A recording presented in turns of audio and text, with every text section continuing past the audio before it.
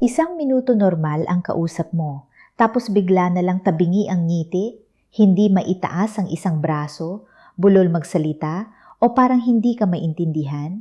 Minsan, sasabihin ng pamilya, baka napagod lang, baka natulog lang sa maling posisyon, baka bumaba lang ang sugar. Pero kung biglaan ang sintomas, isipin agad ang stroke. Sa stroke, oras ang utak. Ang stroke ay nangyayari kapag nabara o pumutok ang ugat sa utak. Kapag hindi nakakatanggap ng dugo at oxygen ang bahagi ng utak, nagsisimula itong masira, kaya hindi pwedeng hintayin kung mawawala. May mga treatment na mas epektibo kapag maagang nadala sa ospital. Una, kailangan nating maintindihan na hindi lahat ng sintomas ay dapat takutin, pero hindi rin lahat ay dapat tiisin. Maraming Pilipino ang sanay magsabi ng kaya pa, pahinga lang, o bili lang ng gamot sa botika. Pero sa kalusugan, ang pinakamahalaga ay timing. Kapag maaga mong napansin ang senyales, mas malaki ang chance na maagapan bago lumala. Ang warning sign number 1 ay face drooping o tabingi ang mukha.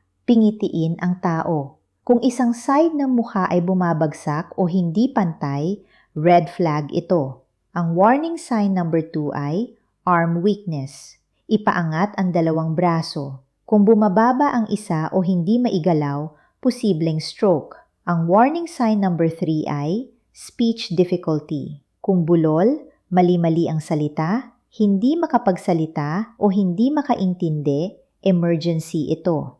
Ang warning sign number 4 ay time. Kapag nakita ang alinman sa tatlong ito, tandaan ang oras kung kailan nagsimula at tumawag agad ng tulong medikal. Ang warning sign number 5 ay biglang paglabo o pagkawala ng paningin sa isang mata o magkabilang mata. Hindi ito dapat hintaying bumalik. Ang warning sign number 6 ay biglang matinding sakit ng ulo, pagkahilo, pagsusuka, pagkawala ng balanse o pagkalito, lalo na kung kakaiba at biglaan. Ang madalas na pagkakamali ay pahigain lang ang pasyente at hilutin, painumin ng kung ano-ano o hintayin ang kamag-anak bago pumunta sa ospital. Sa stroke, bawat minuto ng delay ay pwedeng katumbas ng mas maraming brain cells na nasisira. Isipin si Nanay Rosa, may high blood pero minsan lang umiinom ng gamot. Isang umaga, napansin ng anak niya na tabingi ang mukha at bulol magsalita. Buti na lang hindi sila naghintay.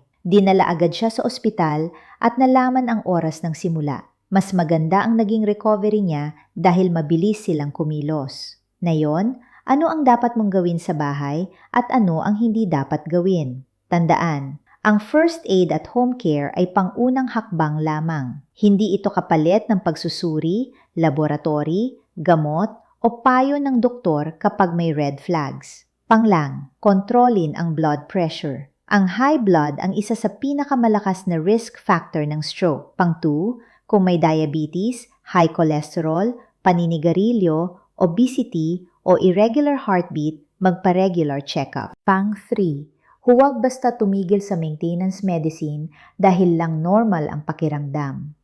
Pang-4, matutunan ang fast at ituro sa pamilya. Kapag alam ng lahat ang senyales, mas mabilis ang aksyon. Pang-5, kung suspected stroke, huwag piliting painumin o pakainin ang pasyente dahil baka mabulunan. Dalhin sa emergency care. Kapag stroke ang usapan, hindi nakakahiya ang mag-overreact. Mas mabuti ng masuri at hindi stroke kaysa maghintay at mawala ang pagkakataong mailigtas ang utak. Paalala bago tayo magtapos. Ang video na ito ay para sa pangkalahatang edukasyon lamang at hindi kapalit ng personal na konsultasyon, diagnosis o gamutan mula sa lisensyadong doktor. Kung malala ang sintomas, may hirap huminga, paninikip ng dibdib, pagkalito, panghihina ng kalahating katawan, tuloy-tuloy na pagsusuka, sobrang dehydration, pagdurugo, o mabilis na paglala ng kondisyon, humingi agad ng tulong medikal. Ingatan ang katawan, pakinggan ang warning signs, at huwag mahiyang magpatingin